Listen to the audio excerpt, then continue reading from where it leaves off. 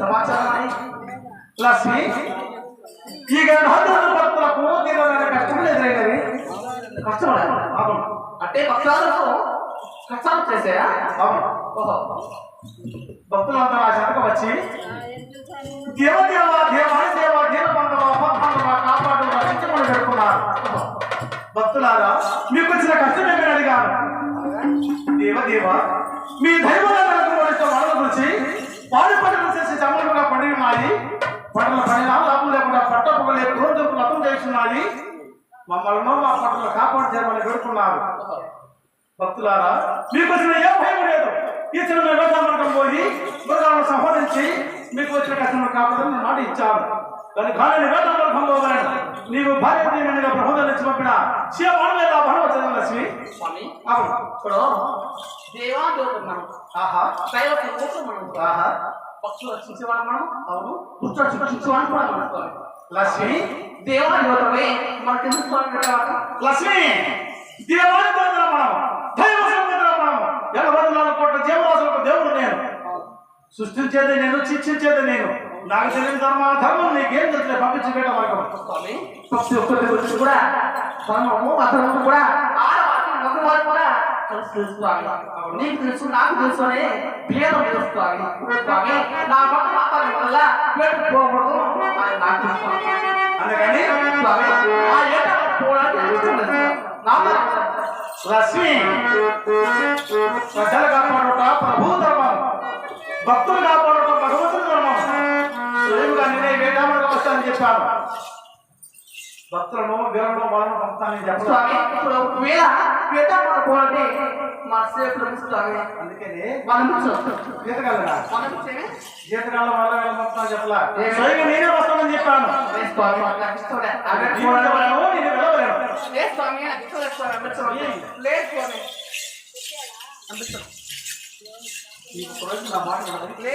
ఇష్టం లేదు. ఎందుకు ఇష్టం లేదు? ఎనడే నా మాటకి ఎదురు బదులు ఈనాడు నా ఎదురు మాట్లాడుతున్నామంటే ఎవరు ఎప్పుడు మాట్లాడినావా? ఎవరు చెప్పేస్తారు కదా. లేకపోతే ఎవరు ఏమన్నా నేర్పించాను నేను.